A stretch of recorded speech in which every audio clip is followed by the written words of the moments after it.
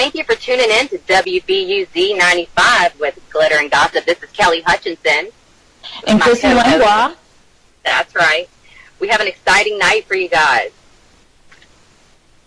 We have Justin Lambert, an amazing man in the world of food, as well as Miss Jennifer Myers making a comeback, talking about our beach trip and introducing us to a fabulous new game.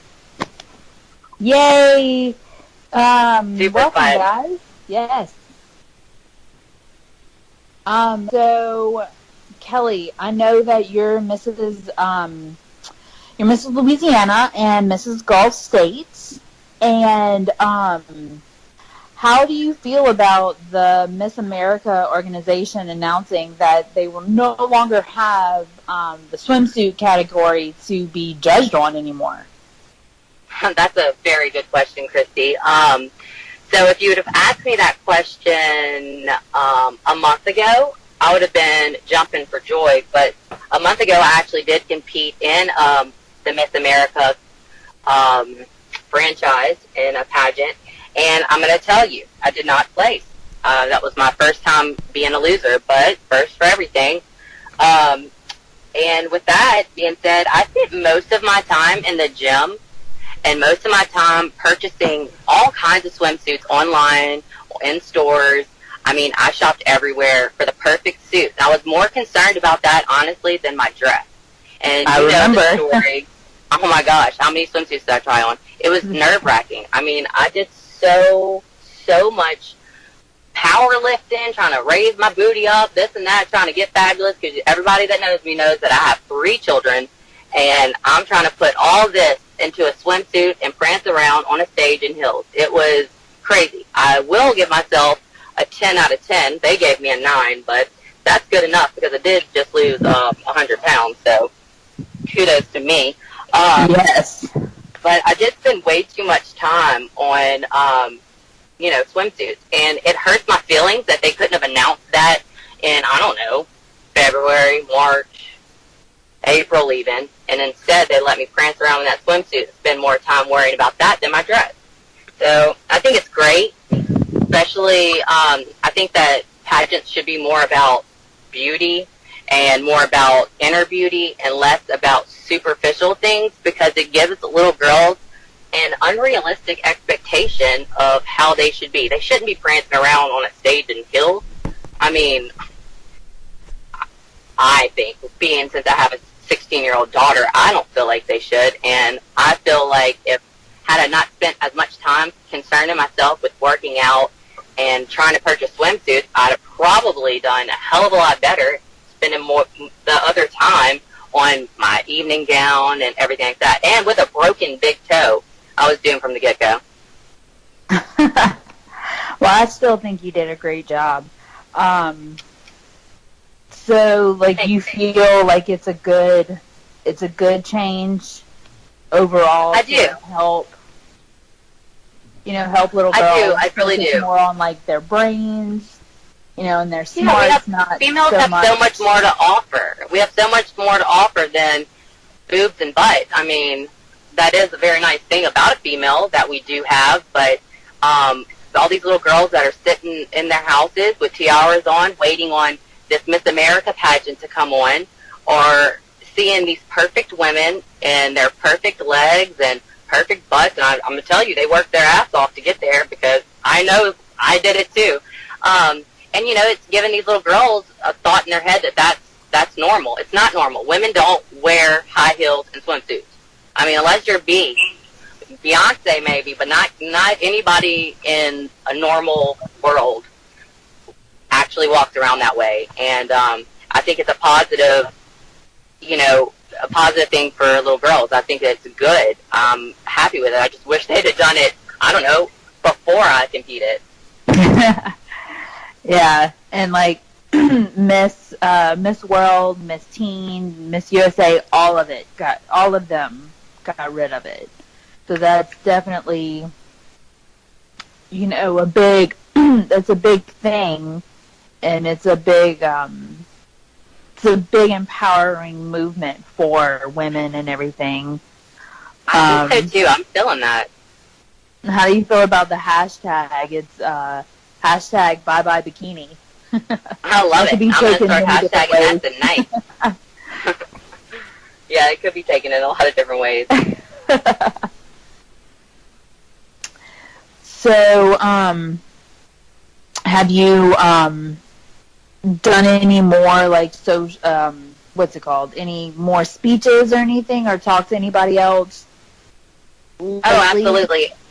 I guess a couple weeks ago I did a intimate setting with the Salvation Army, and I talked about things that I've never spoken about out loud, like being raped as a child, and the trials and tribulations, and the dominoes and how they fell, and how it kind of ruined my life for a little while. And it did do that, and it also made me a strong, powerful woman and a proud woman today, because I went through that, and I was able to share that with some little girls that probably needed to hear a story with a happy ending, because I feel like my ending's pretty happy.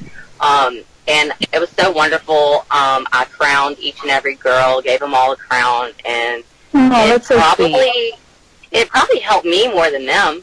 I mean, just getting all that off my chest. I want to urge people, if you have, something that's weighing heavy on your heart, talk about it. Like, don't hold it in. Like, I held secrets in for, let's not say how old I am, 25 years.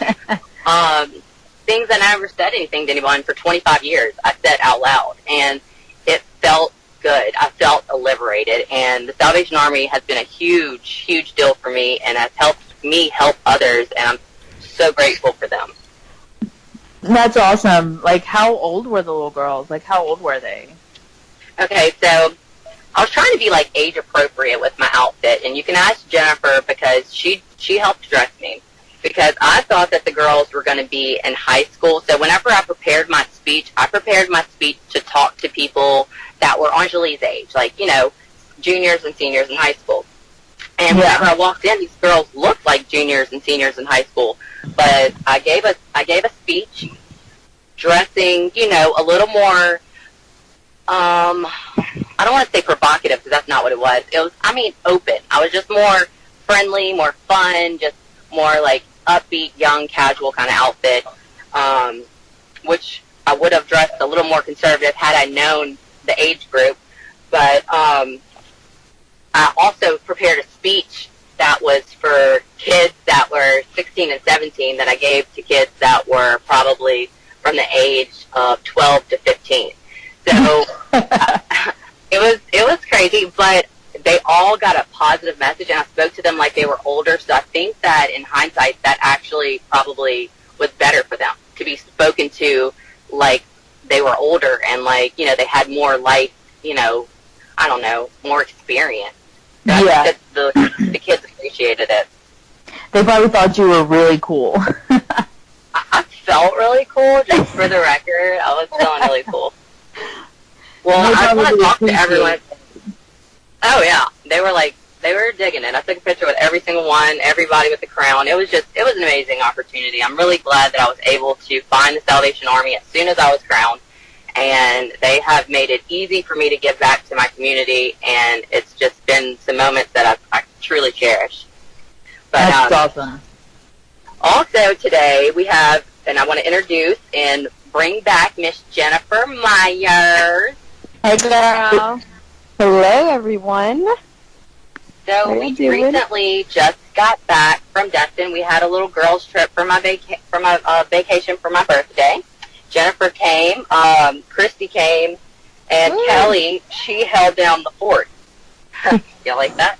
So I wanted to talk to y'all and kind of get some feedback from everybody about the beach trip.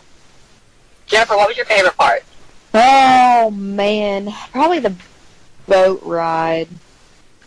I love being on the boat, drinking a beer. How about the fact that Kelly picked up a random friend on the dock? You know I always make friends. Yeah, it took you about 2 seconds to be like, you want to come with us? Well, y'all know how I am. I like making friends, too. Yeah, she was cool. Yeah, chartering a boat, super cool. They also have boat rentals in Destin, Florida, which was awesome. They also have, like, these floating obstacles that you can do, which are super cool. We went down to Crab Island, and I actually met the owner of the treasure chest, okay? Yeah. It's this little, like, I don't know, shack on the water, and you go in there, and you pay them a small rate. I think it was like $10 for like an hour or something like that. And you can do all sorts of silly things in the water. And if you look on my Instagram, at Kelli, Kelli Hutchinson, you can see me do some silly things. And there will be more videos to come. We just have to sift through all of them. They're so Yeah. We were obsessed with the slow-mo videos, but they were so good. They were really funny. It was like we took 1 second and spread it out to like 45. It was really funny. Yeah. But we also had a great Airbnb. Like, kudos Airbnb. They're awesome. We got a great house. It slept 16 people. It had like 3.5 bathrooms. There was rooms we didn't even go in. And it was at a really good rate. Shout out to Tito. He rented us the house, and I don't know if he noticed yet, but I redecorated it and after a night of drinking. Pictures to come of that too. Yeah, we weren't 100% satisfied with the placement of some paintings. It just needed to be moved around. It needed a touch. You can tell Tito probably did it. Right. Yeah. And if Tito's married, I'm sorry if his wife did it. Sorry. That painting of death was ridiculous. Yeah. It was obnoxious. I wish we'd have taken a picture of it, because it was, like, literally death. Yeah. We moved into my room, and, you know, whenever we were leaving, so I didn't have to sleep with it, at least. Yeah. So last Thursday, I'm sorry, last Thursday we were, you know, basically doing our show in Destin, and it was raining, and it didn't stop. So when did it finally stop, Christy? That would be Saturday morning. Yeah, we left Sunday. But Saturday morning, I wake up at 6 o'clock regardless of what time I go to bed. So I was up at 6. I slept in. So I was up at 6:30. Oh. I slept in. I was a rebel. And yeah, we didn't let it rain on our parade. Oh, yeah. Still had fun. Oh, yeah. Still had fun. We bought bathing suits from H&M because we were so far away from our house, and we had to get on the beach right then. And it was awesome. We had so much fun. The slow-mo videos were my fave. The boat trip was my fave. Billy, we made a new friend named Billy. She was awesome. A guy that was doing the boat, chartering, driving, whatever you do, floating the boat. Chris, I think, Captain Chris. He was super nice, and he actually had some mutual friends of ours that were in Baton Rouge, which was really random. Yeah, but it was a really awesome experience. Yeah, I think he loved us. Oh, of course. Yeah. We were like pretty easy. He was sneaking pictures. Yeah, no. He thought we didn't see. We saw you, Chris, if you're listening. We know you have photos of us on that boat. Also, my favorite thing that I have done, or the newest thing that I've done in a long time, is play a new game, which is copyrighted by Jennifer Myers and her adorable husband. So, Jennifer, why don't you go ahead and give us the rules to your game? Okay, so let me start with real quick how it came about. So, before I met my husband's brother, apparently he had this guy that worked for him that would say cliches, but they weren't appropriate, like they didn't make any sense for the context of whatever they were talking about. And for some reason I thought it was so funny, and so we were joking that like whenever I do meet his brother that I would like say some random cliche that didn't make any sense. And I don't know, we just thought it was so hilarious. So somehow we just got on this thing where, like, we just started saying all these cliches and realized, like, that there was so many. And somehow it turned into this game that, like, if we're talking about something, it'd be funny to just, like, throw in a cliche that didn't make any sense. You know, behind the 8 ball. Right. Is that one? Yeah. There's a lot of them. You could play this game forever. You know. No, don't monkey around. I mean, misery loves company, guys. It's the dark before the dawn. Ooh. Till the cows come home. Yep. There's more than one way to skin a cat. That's so gross. So Jennifer calls her game When in Rome, and I would like to challenge our listeners to play along. You can always live chat us at WBUZ95.com, or this is going to be super fun. You can hashtag your favorite cliche, and then after it, do at WBUZ95. And we will be looking at all the cliches and find our favorite one. And whoever has the best one, we're going to give you some shout-outs, or maybe even ask you to be on our show to play this game along with us. So that's going to be super cool. So hashtag your favorite cliche, like Birds of a feather. red as a lobster at WBUZ95. And we are going to have so much fun with this. Yeah. You know, it's all like the hair of the dog. Right. Aww. But there's there's only like 3 rules, and they're not hard. Number 1, you can't say when in Rome. That's why we called the game that, because everybody says that. And then number 2, you can't use the same cliche within 24 hours. And then number 3, just don't make it work. You know, like you don't want it to make sense. Want to make it as awkward as Takes one to know one. Yeah. So in that case, we'll just blame it on rain. There you go. Right. You have a voice like Angel. I got Anjali pretty good after you left, Jen. She was really? She was talking to us about something, and I let her finish. I just looked at her and I was like, you know what, Anjali? Just live purple, love gold. And I found her so awkward. She was just like, yeah, and then didn't understand it, and it just made her feel the most awkward, and I enjoyed every second of it. That's awesome, yeah, because then I'll start thinking, like, do I not know how that one works, or...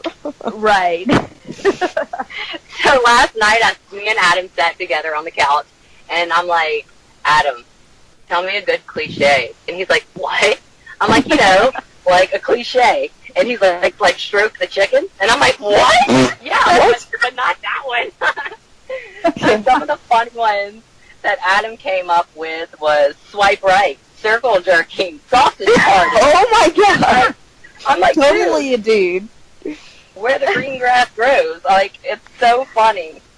But we did come up with a couple of good ones, and I thought Adam's were completely inappropriate, but absolutely hilarious, and they definitely work. So you can't use swipe right now because I already said it. You can't use stroke the chicken or choke the chicken because I already used it on the hashtag. But definitely come up with some good ones. There's always, you know, very, very good. Jen? Yeah. Do you have one? All right, let's hear it. I mean, I always have one. Flat as a pancake. Okay. Cry like a baby. Law of the jungle, man. YOLO.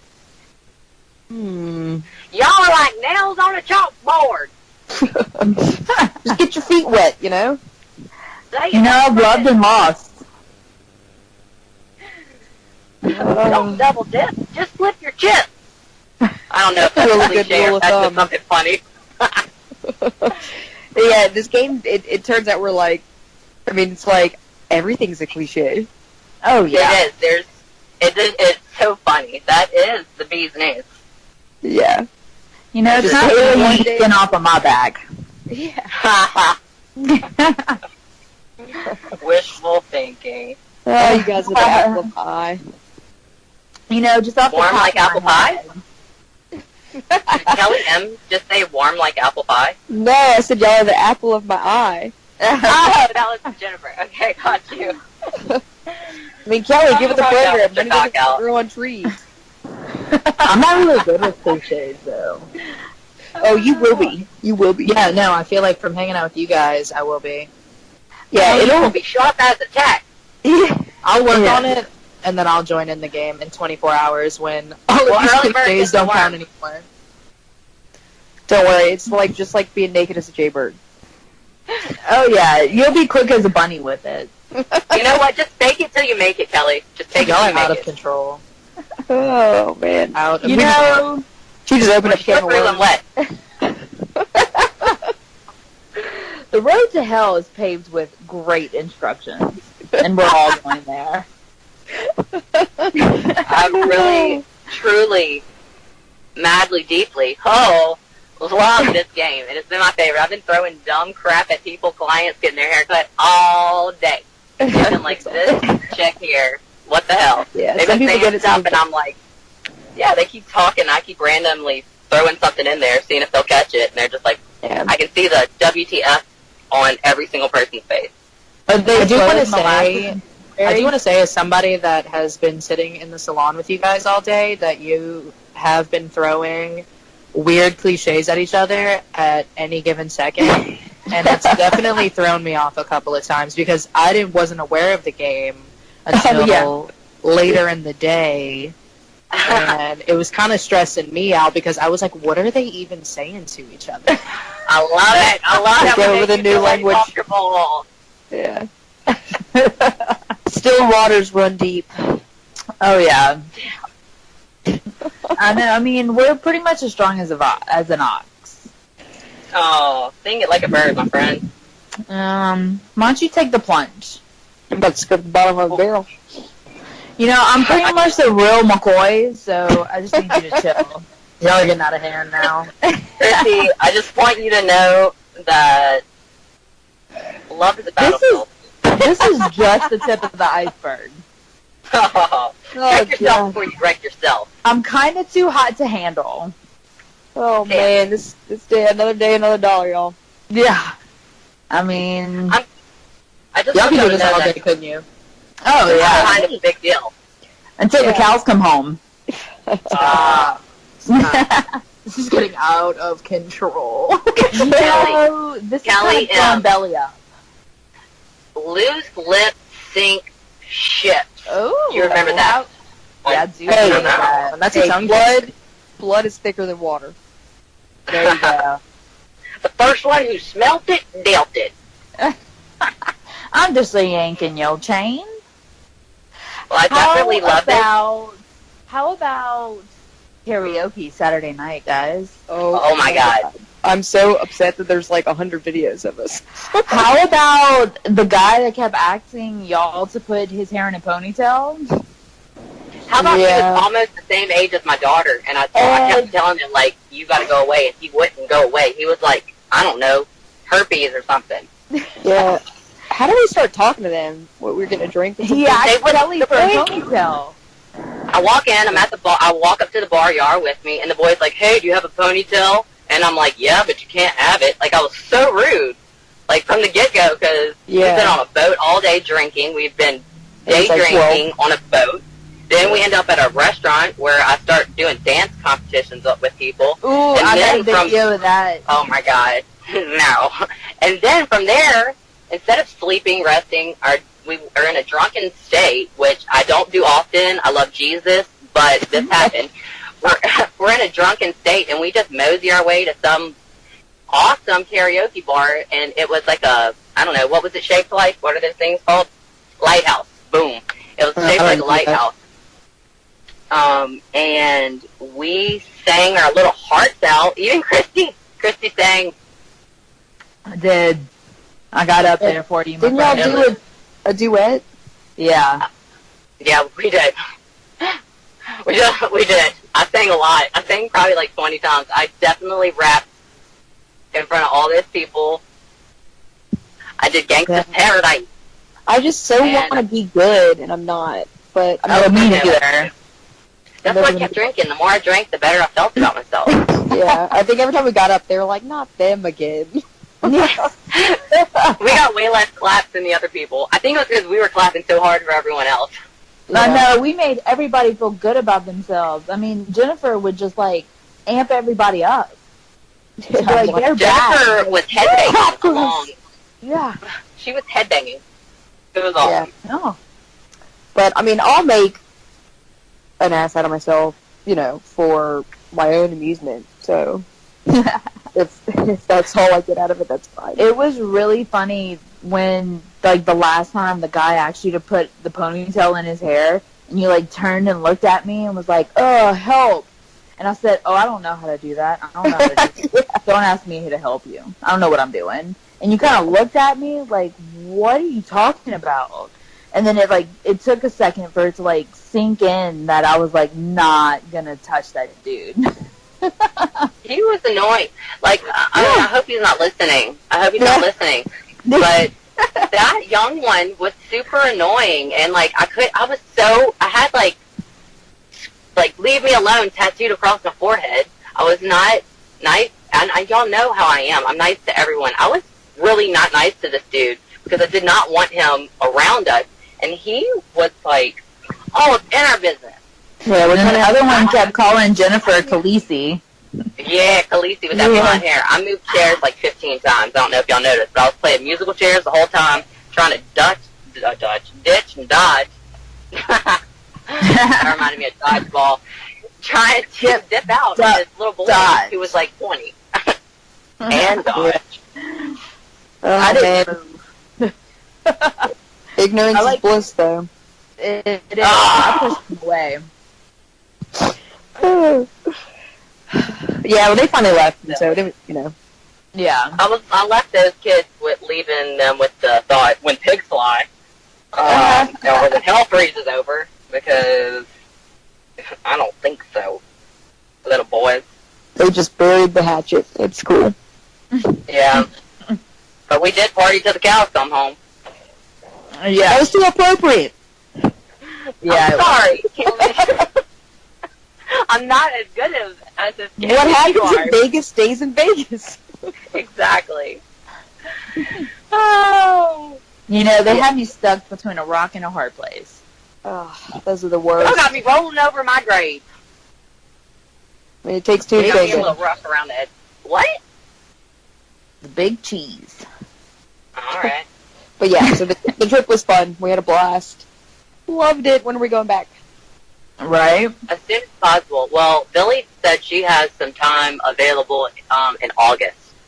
So Dio probably loved our little watching our videos from the doorbell. That he would just. How many times did we lock ourselves out? I don't know. Too many. I could have slept on the porch. It wouldn't have made a difference to me. I can't believe that 3 females in one house had so much fun. We were ridiculous. Yeah, I needed that. It was fun. Sticks and stones may break my bones, but words will never hurt me. Mm-hmm. Oh, man. But when it's all said and done, home is where the heart is, and I'm like, back to Baton Rouge. That was too appropriate. I know it was, but I had to. I know.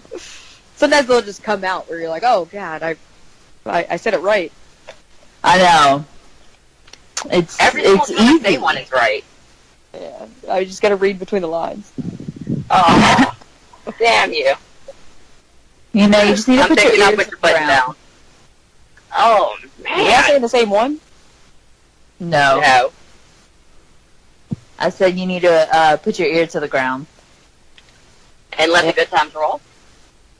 You Put know, your money Jimmy- where your mouth is, Christy. The fact of life is that, I don't know. Curiosity killed the cat. Well, so smoking many. like a drink?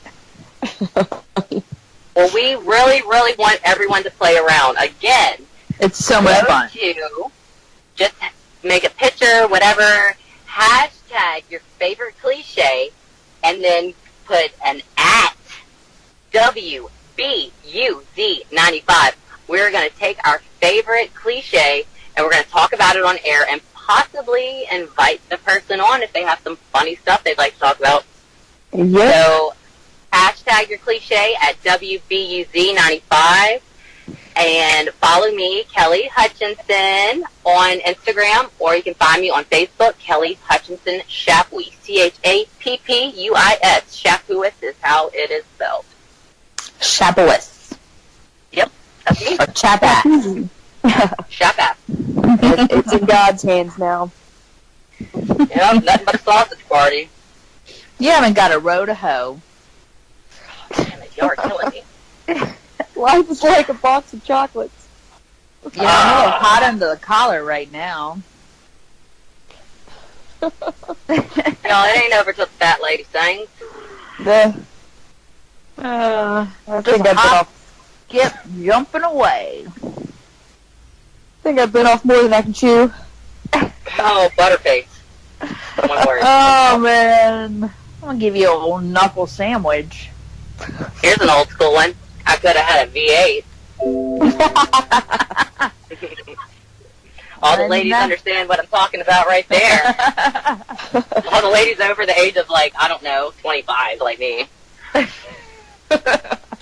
it is cheaper to keep her. Everyone over the age of 25 knows that. All the time over the age of 25 knows that one. Yeah. I think I'm too big of an investment, you know. The long short of it is that you probably are. Did you say short? I said the long short of it. Don't shoot yourself in the foot, Christy. How about the fact that Kelly M watched My Little Girl Thursday night while we were in Destin, and Oh yeah. my little girl was pissed that I was gone and pooped her pants. My little girl's 4. She pooped her pants, and then Kelly M put her in the tub, and then she pooped in the tub. She did. So she went fishing. We were at the beach and Kelly went fishing. Yes. And I mean, I've never had to fish poop out of a tub before. Like, even when she was an infant, I was always scared to give her a bath because I thought she would poop in the tub. Never did. There was a lot of tub pooping with my 3 girls. I mean, every one of them has shat the tub. But I love it, but I want to get with Guilty Till Proven Fabulous with Kelly M because she has a guest tonight. And I'd like to introduce Miss Kelly. How you doing, girl? Hey, Kelly. Hey, I know I was talking to y'all earlier, but how are y'all doing? We're good. Great. We've missed All right, you. awesome. Well, I missed y'all too. It's been a long week.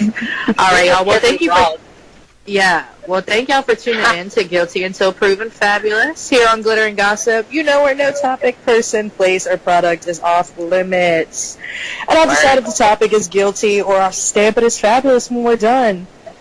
And once again, y'all, if I'm talking about anything that gets your heart moving and your blood pumping, or if you simply just have any questions for me, you can come live chat with us and the girls at WBUZ95.com. I'm always looking to see what you guys have to say and any feedback.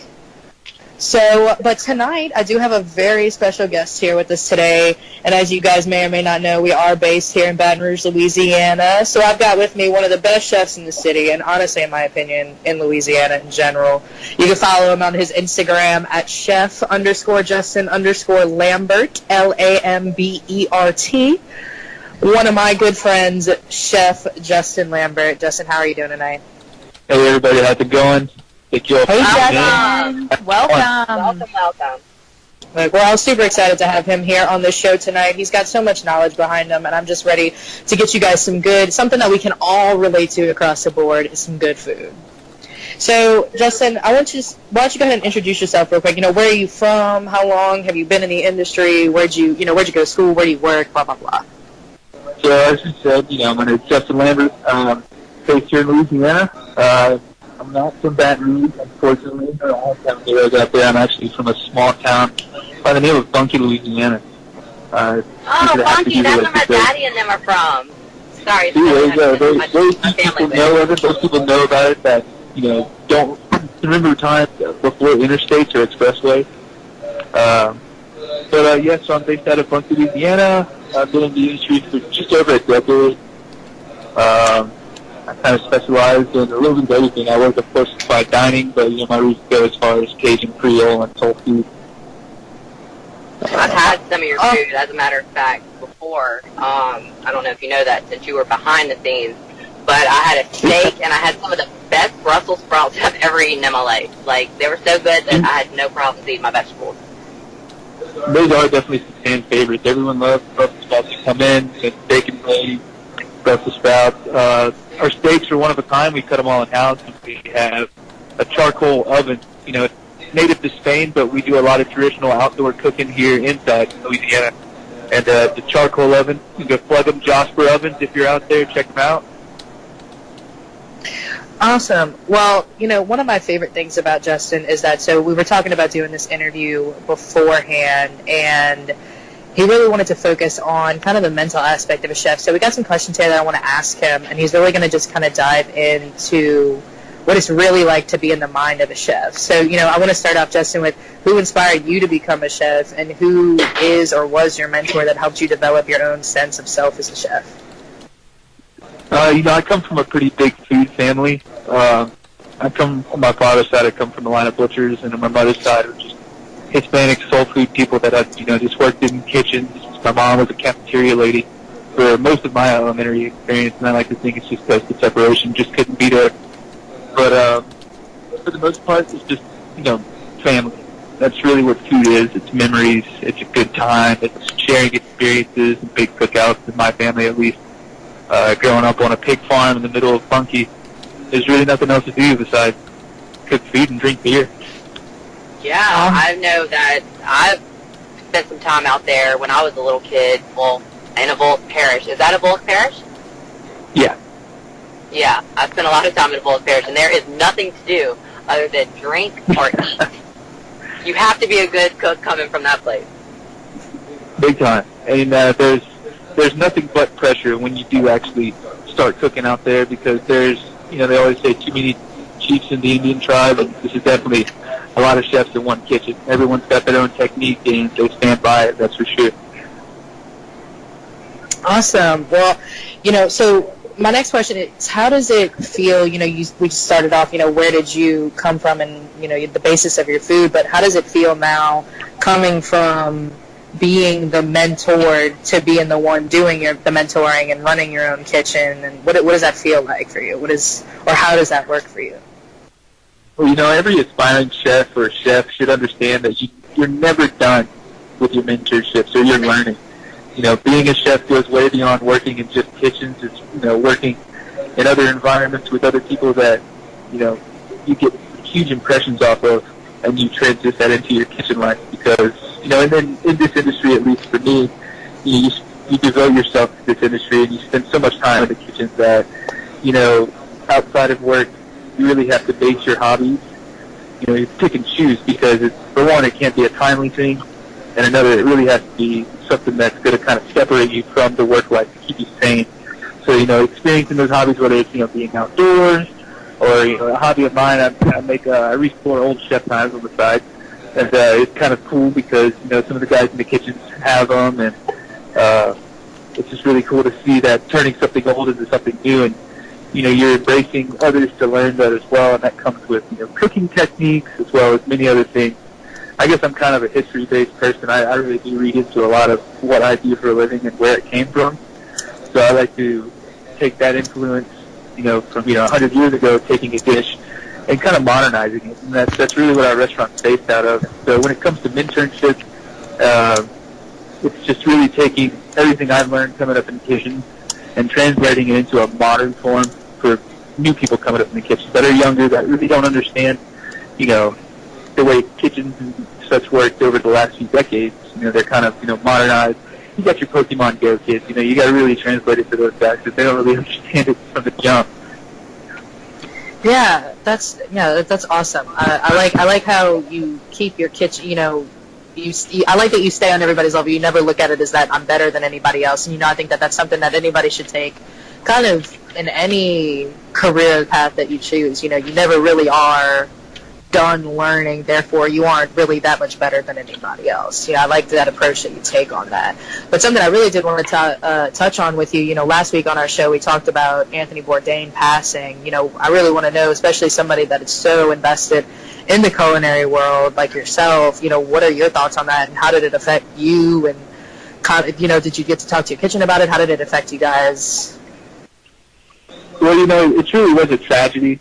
I think it goes past just people in my industry as opposed to just your average Joe, everyone watching at home. He really inspired people to get out there and travel and look for things off the beaten path, and having that understanding of other cultures, and more so an appreciation rather that you might grab off of the cruise, you know, for sure. You can really go down those hidden alleyways and hole in the walls and really just find a cool experience. But, you know, I really couldn't imagine what his loved ones may be going through right now. But I will say that what happened is really an epidemic in our industry, and it has been, you know, as long as it's been considered a profession. It's a very demanding industry. You know, you got to really work for appreciation by the public. And so it can really bear a lot of weight on a chef coming up. But, you know, you really have to understand that, as I said before, finding hobbies outside of work to create that separation, keep a person sane. You know, Chef Bourdain was one of the few people that opened everyone's eyes, mind up to the industry. And, you know, going out and looking for that adventure was key in his travel. He always spoke about not wanting to stay still is what keeps a person sane. And that's really the case. You always have to create a new environment for yourself because you can easily get stuck in that routine of the everyday deal, and that'll really bring a person down. You know, he'll always be an inspiration to us all. And it's sad to see someone like that go.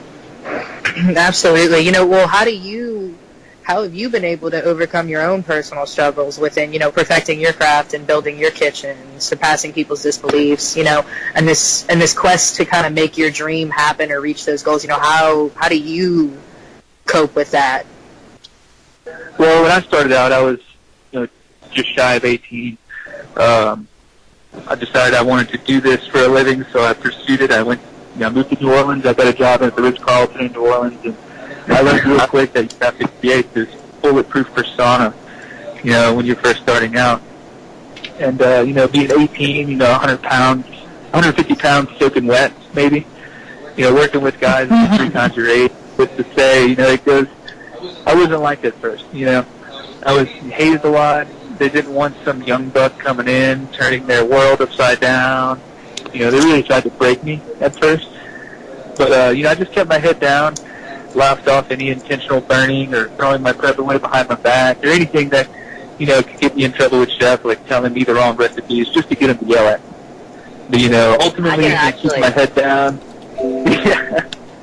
Ultimately, you know, keeping my head down. I understand that.